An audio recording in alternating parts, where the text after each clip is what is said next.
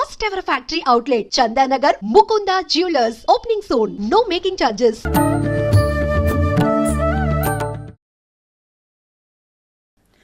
నమస్కారం, welcome to I dream. ధర్మ మార్గం విత్ విజిత కార్యక్రమానికి స్వాగతం. ప్రస్తుతం మనతో పాటు ఉన్నారు ప్రముఖ ఆధ్యాత్మికవేత్త, శ్రీ విద్యా ఉపాసకులు, ఎంతో మందికి మంత్రోపదేశం చేసిన గురువుగారు.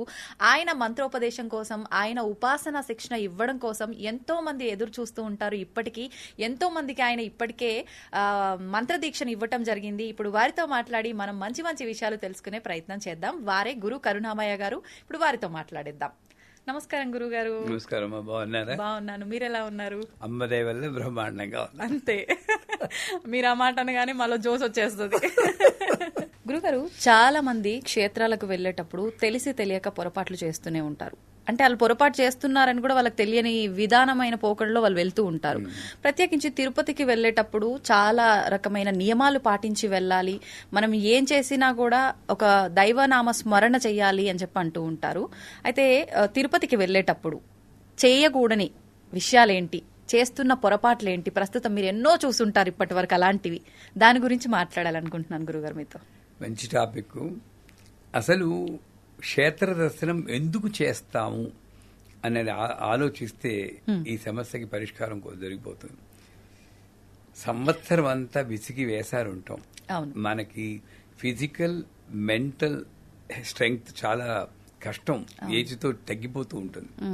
ఈ సంసారంతో వేగలేకుంటాం. అలాంటి వాళ్ళకి ఒక రిలీఫ్ కింద ఉంటుంది క్షేత్రం. క్షత్ర అంటే నాశనం నుండి రక్షించేది. నేను పడిపోకుండా ఇది క్షేత్రమే. అవును, దేహం కూడా క్షేత్రమే. క్షేత్రపాలకుడు ప్రాణం, ఇలా చెప్పుకుంటే. ఇటువంటి శరీరాన్ని తీసుకెళ్లి ఒక క్షేత్రం అంటే అక్కడ చాలా మంది భక్తులు వస్తారు, గోవిందనామాలు చెప్తుంటారు. అటువంటి మంచి వాయుమండలంలో మనం వెళ్తే ప్యూరిఫై అయ్యి బయటకు వస్తాం. ఇందుకు వెళ్తున్నాం. కాకపోతే ఇక్కడ చేసి పొరపాటు ఏమిటంటే, క్షేత్ర దర్శనానికి నియమం ఏంటంటే, ఇంటి దగ్గర నుండి బయలుదేరినప్పటి నుండి తిరిగి వచ్చేంత వరకు అది క్షేత్ర దర్శనమే. ఇది మర్చిపోతున్నారు. అంటే నేనేం చేయాలి అంటే, పూర్వకాలంలో చేతస్థంగా అనుకోవద్దు, పూర్వకాలంలో ఉన్న నియమాలు చెప్తున్నాను. పూర్వకాలంలో మా అమ్మ నాన్నతో నేను వెళ్ళినప్పుడు కూడా మా అమ్మ చెప్పేది, గోవిందా గోవిందా అన్నారు. మా నాన్నగారు భుజం మీద కూర్చుని వెళ్ళేవాళ్ళు. నా చిన్నప్పుడు బాగుండదు, బోరు కొట్టినా సరే గోవిందా అనుకుంటే కోప్పడివారు. గోవిందా గోవిందా గోవింద గోవిందా గోవిందా గోవిందానే నడిచే ఎక్కివాళ్ళం. అప్పుడు బస్సులు కాస్ట్లీ, అంత డబ్బులు మా నాన్నగారికి ఉండేవి కావు. ఫ్యామిలీ అంతా నడిచే వెళ్తే పుణ్యం వస్తుందని నడిచి వెళ్ళేవాళ్ళం. సో బయలుదేరి దిగడిని వచ్చి దాకా నామస్మరణ ఎంత వీలైతే, పూర్తిగా చేయలేం, ఎంత వీలైతే అంత చేయడం ఒకటి. ఆ ట్రిప్పులో కనీసం శాంతం పాటించాలి. ఇంటి దగ్గర నుండి ఎంతమంది పాటిస్తున్నారు? అసలు రైలు ఎక్కడానికి టైం అయిపోతుంది, చెప్పాను వెళ్తున్నాను, అది విసుక్కుంటూ ఎక్కుతున్నాడు ఈ మహానుభావుడు. అవునా కదా? రైల్లో వెళ్లి కొట్టుకుంటున్నారు, సీటు కొట్టుకుంటూ కేకలు. ఎక్కడుంది క్షేత్ర దర్శనం? వెళ్ళకపోతే మంచిది. తర్వాత మీకు తిరుపతి లాంటి ప్రదేశం అన్నారు కాబట్టి, నేను 3 రోజుల క్రితమే వెళ్ళాం. అప్పుడే అనిపించింది నాకు ఈ టాపిక్ చెప్తే ఎవరైనా అడిగితే బాగుంటుందని. నా అదృష్టం బాగుంది, మీరు అడిగారు. కానీ అసలు తిరుపతి లాంటి ప్రదేశంలో విఐపి బ్రేక్ దర్శనమే. ఆ రోజు నేను వెళ్ళిన రోజు నాకు అనుకోదు, కానీ నా రోజు బాగోలేక చాలా మంది వచ్చేసారు, తూసి పారేశారు. పేరుకి విఐపి బ్రేక్ దర్శనమే, కానీ ఒక్క మహా ఉంటే 5 సెకండ్లు చూసుంటానేమో దేవుణ్ణి. మరి ఇదే ఇలా ఉంటే సర్వదర్శనం ఎలా ఉంటుంది? పాపం వాళ్ళు 12 గంటలు 13 గంటలు నిల్చుని వాళ్ళని, దేవస్థానాన్ని తప్పు పట్టలేం, ప్రతి ఒక్కళ్ళని నేను గంటల తప్పనిపోతే ఎవరికీ దొరకదు. కాకపోతే నేనేమలా ఆలోచించాలి, అక్కడ ఉండేది నేను 5 సెకండ్లే కాబట్టి తెలివితేటలుగా నేను లైన్లో నిల్చున్న దగ్గర నుండి నామం మొదలెట్టుకోవాలి. అదంతా క్షేత్రమే. అవును, తిరుపతిలో ఆ వైకుంఠ ద్వారము ఏదో అంటే శుభతము అక్కడ అడుగు పెట్టింది దగ్గర నేను నీ స్థానానికి వచ్చేసాను ఆయన అనుకుని ఒక విష్ణు సహస్రనామం, ఒక లలిత సహస్రనామం, లేదా నమో నారాయణ, గోవింద గోవింద అనుకుని యువతల వాళ్ళకి డిస్టర్బ్ కలగకుండా, కొంతమంది కేకలు ఎట్టేస్తూ ఉంటారు, ఈ జపం చేసుకున్న వాడికి ఆ కేకల వల్ల డిస్టర్బ్ అవుతుంది, యువతల వాళ్ళకి డిస్టర్బ్ కలగకుండా చేసుకోవాలి. ఇది మానేసి మొన్న నేను వెళ్ళినప్పుడు ఏం చేశారంటే, బ్రేక్ దర్శనం అన్నది ఒక 2 గంటల్లో అయిపోతుంది. ఈ 2 గంటల్లో తినకపోతే కొంపలేం మునిగిపోవు. వాళ్ళ ఉప్మా ఏదో పెట్టింది, సర్వదర్శనం వాళ్ళకి 13 గంటలు వాళ్ళు ఉండాలి, తినాలి కాబట్టి. ఈ మహానుభావులు అక్కడే పోనీ అక్కడ తినేసి వస్తారా, చేతులు కొడుకున్నా లేదు, అది పట్టుకుని లైన్లో నిల్చోపోతే చోటు పోతుందనో ఏమిటో, అది పట్టుకుని ఈ లైన్లో ఎంగిల్ చేత్తో ఇలా తింటూ కబుర్లు చెప్పుకుంటూ వచ్చారు. ఎంతవరకు సమంజసం? చాలా మంది చదువుకున్నవాడు. సో అది అలాంటి పనులు చేయకూడదు. అమ్మవారి ముందు, నాకు అమ్మవారే కాబట్టి ఆయన అమ్మవారే, అమ్మవారి ముందు వెళ్తూ ఎంగిల్ చేత్తో ఎలా వెళ్తామండి? చేయి కడుక్కో, తర్వాత మన లైన్లో నుంచినప్పుడు నువ్వు ప్రాసెస్ లో ఉన్నావు కదా. ఇతర విషయాలు మాట్లాడకూడదు. కొంచెం జపం చేయవద్దు మాని, కనీసం వేరే విషయాలు మాట్లాడకూడదు, నిశ్శబ్దంగా ఉండాలి. దీనికన్నా ఘోరం ఏమిటంటే ఆ లైన్లో వచ్చిన అరుపులు కేకలతో తోపులు దెబ్బలాడుతున్నారు. ఫైటింగ్లు కూడా, నేను వచ్చాను ముందుకెళ్ళా, నేను ఎక్కడ ఉన్నాను అని తోపుడు. ఎక్కడ వెంకన్నబాబు హర్షిస్తాడు చెప్పండి? వెంకన్నబాబు కదా, ఏ క్షేత్రానికి వెళ్ళినా ఇవన్నీ చేయకూడదు. తర్వాత వాళ్ళు ఏమిటి, విఐపి బ్రేక్ దర్శనానికి పంచె కట్టుకుని రమ్మంటారు. అది ఎందుకంటారు? వైదికంగా కుట్టిన బట్ట మీద ఉండకూడదు, అందుకోసం వాళ్ళు పంచ ఉత్తరీయమంటారు. పోనీ నాకు అందలేదు, పంచ జుబ్బా వేసుకోండి. వీళ్ళు ఏం చేస్తున్నారు, ప్యాంటు కొట్టుకుని ప్యాంటు మీద పంచ కొడుతున్నారు. ఎవరిని మోసం చేయాలని కదా. అవును, పైగా అక్కడ దర్శనం అవగానే టక్కమని నిప్పేస్తున్నారు. అంతే, ఆ గుమ్మం దాటక ముందే. అంటే పంచకొట్టుడు అక్కడ లైన్లో నిల్చోకోవడానికే కానీ శాస్త్రం మీద నమ్మకం కానీ వారి మీద గౌరవం కానీ వెంకటబాబు టీటీడీ వాళ్ళు పెట్టారంటే వెంకటబాబు పెట్టినట్టే అనుకోవాలి. వాళ్ళు ఎలా ఉన్నా సరే దాంట్లో లోపాలు ఉండొచ్చు, కానీ నేను ఆ ధర్మకర్తలంటే నాకు ధర్మకర్తలకు దండం పెడతాను. వాళ్ళు పెట్టేది నాకు వేదం అనుకోవాలి, తప్పదు. అదే పెద్ద పరీక్ష. అంచేత ఆ పంచికొట్టులో మోసాలు చేయదు దయచేసి. తర్వాత లైన్లో దగ్గర ఒక 60% మనుషులు బొట్టు పెట్టుకోకుండా వచ్చారు.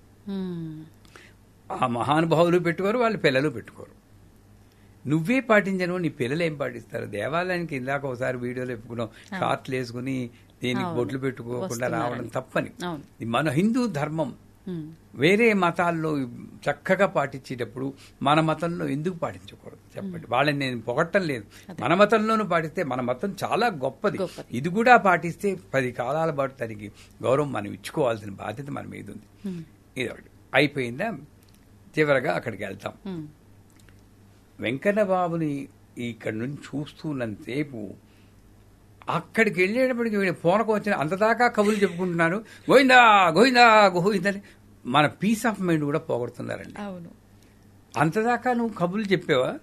అక్కడికి వచ్చి ఏం పోనక నీకు అంటే అక్కడే ఉన్నాడు దేవుడు, ఇంకెక్కడ లేవు. మళ్ళీ అక్కడికి వెళ్ళి కళ్ళు మూసేసుకుంటున్నారు. ఏ దేవుడు చూడడానికి అయితే తహతహలాడేవో ఆడు పోయి కళ్ళు ఇప్పుకుని నాయనా అని చూడాల్సింది పోయి చివరి నుండి దేవుడా గోవిందా గోవిందా అంటే మళ్ళీ తోసేసేరు వాడిని తిడుతున్నావు. అవును, ఎవరు తప్పు? అంటే ఇక్కడ ఏం ఆలోచిస్తున్నారంటే దేవుణ్ణి చూడాలి, ఆయన రూపాన్ని కళ్ళలో నింపుకోవాలి అనే భావన కాదు. అంటే కళ్ళు మూసుకొని నా మనసులో ఉన్నాయన్ని టక టక టక టక టక ఆయన దగ్గర చెప్పేయాలి, గంట కొట్టినట్టు. ఈ పోకడ అది ఇంట్లోనే చేసుకోవచ్చు కదా, తిరుపతి నుంచి రావడం. ఇక్కడే ఉన్నాడు కదా దేవుడు. సరే, ఇక్కడ కొంచెం మరి తిరుపతి దేవస్థానం వాళ్ళు కోపం వస్తుందేమో కానీ ఆ వాలంటీర్ సేవాకర్తలు ఎవరో స్కార్ఫ్ వేసుకుని వస్తారు. వాళ్ళకి ఇంతకు ముందు అయితే గోవిందా గోవిందా గోవిందా జరగాలమ్మా జరగాలమ్మా సున్నితంగా చెప్పారు. మరి ఇప్పుడు ట్రైనింగ్ ఇచ్చిన వాళ్ళ లోపమా వాళ్ళ అతి ఉత్సాహమా తెలియదు. నేను 71 ఏళ్ళు, నేను మామూలుగా నాకు నడవడానికి ఇక్కడ నుండి అక్కడికి వెళ్ళడానికి కొంత టైం పడుతుంది. మెల్లిగా నడుస్తున్నాను నేను లలిత సహస్రం చెప్పుకుంటూ. ఒక సేవాకర్త నాకు చెయ్యి పట్టుకుని బర్రమని లాగేసింది. అయ్యా, మా వాళ్ళు కొంచెం కోపడ్డారు, ఏమ్మా ముసలాయన ఆయన పట్టుకుని లాగేస్తే ఏమిటి? వాళ్ళు ఎంతసేపు మీకు అక్కడ చూస్తే వీడియో చూస్తే మీకు తెలుస్తుంది.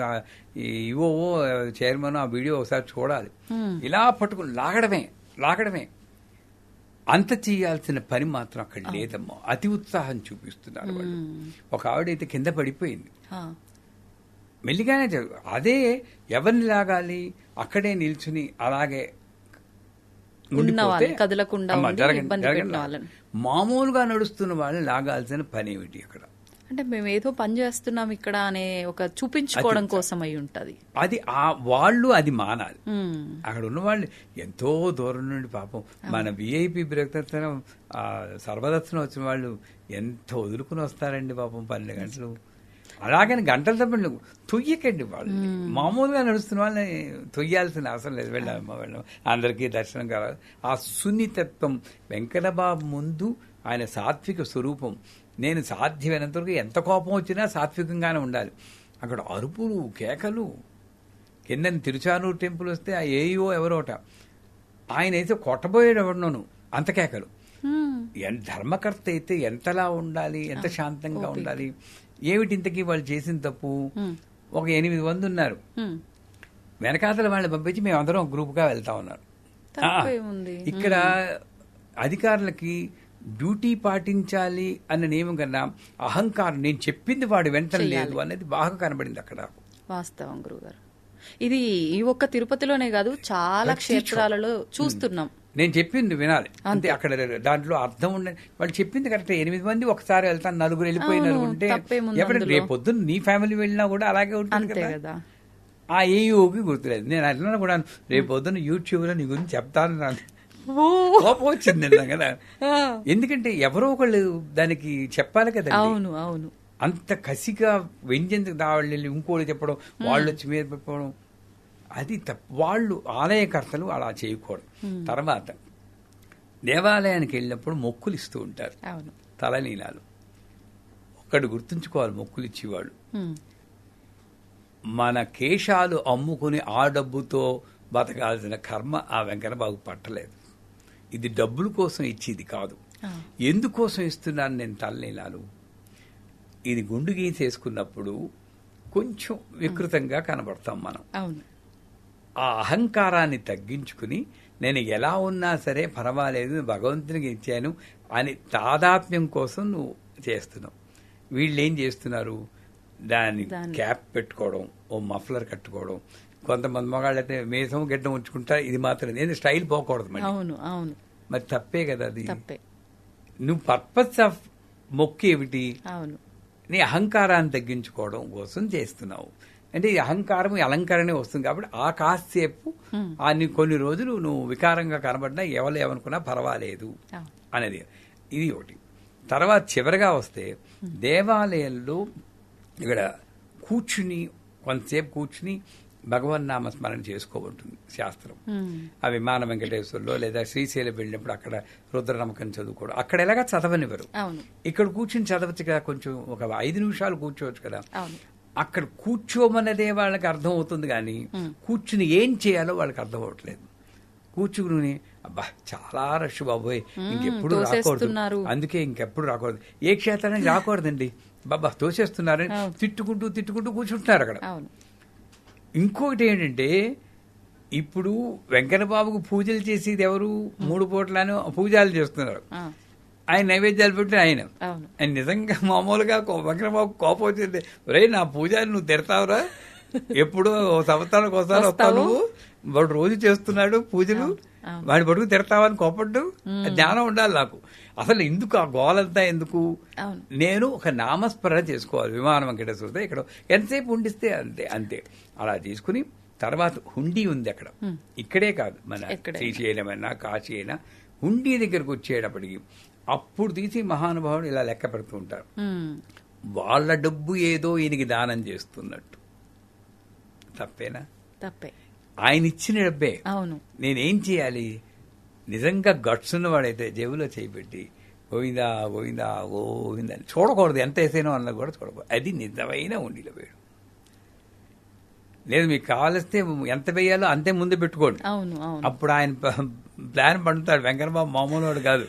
నువ్వు అనుకుంటావు ఎవరికో 1000 రూపాయలు తెలిసి అది కూడా ఇక్కడ పెడతావు, మొత్తం వచ్చేస్తుంది. అందుకే కళ్ళు మూసుకుని ఏమన్నాడు, ఎందుకంటే తలుదితే గుండె గుబేరు పట్టు డబ్బులు ఎత్తే. నేను ఎప్పుడు గొప్ప చెప్పుకోవట్లేదు, నా జేబులో చేయి పెట్టి ఎంత వస్తే అంతే వేస్తాను. ఓసారి అయితే మొత్తం అంతా వేసేటప్పటికి కిందకి రావడానికి నాకు డబ్బులు లేక కారులో వచ్చాక సరిపోయింది. పెట్రోల్ కొట్టించడానికి డబ్బులు డ్రైవర్ని అడిగి పెట్రోల్ కొట్టించుకున్నాను నేను. నా దగ్గర కార్డులు ఉండవు. అంటే నేను నా డబ్బు ఇస్తున్నానని కాదు, ఆయన ఇచ్చిందే నేను ఆయనకి ఇస్తున్నాను అని. ఇలాగా మొదలెట్టిన దగ్గర నుండి చివరి దాకా మనం కానీ ఆ లైన్లో నిలిచినప్పుడు ధ్యానం కానీ, కూర్చుని ధ్యానం కానీ, ఉండిలో వేసినప్పుడు ఈ భావన కానీ ఇలా చేసుకుంటే ప్రతి ఒక్కసారి చేస్తే చాలు క్షేత్ర దర్శనం. ఇవన్నీ మానేసి చెయ్యకూడని పనులు చేస్తున్నాం కనుకనే ఎన్ని క్షేత్రాలు దర్శనం చేసుకున్నా, ఎన్నిసార్లు వెళ్ళినా కూడా మన సమస్యల్లాగే ఉంటుంటాయి. సో ఇవన్నీ పాటించండి. ఒక్క క్షేత్రాన్ని ఇలాగ పాటించమనండి, తప్పకుండా మీ వాళ్ళే కమెంట్ చేస్తారు, చాలా బాగుందండి, సమస్యలన్నీ తీరిపోయాయి. అందులో సత్యం. చూద్దాం నిజంగా ఎంతమంది కామెంట్ చేస్తారు. కానీ ఇది మాత్రం ప్రతి ఒక్కరికి కనెక్ట్ అయ్యే టాపిక్ గురువు గారు. నిజంగా నాకే చాలా కనెక్ట్ అయినాయి ప్రతి ఒక్క టాపిక్ మీరు చెప్తుంటే.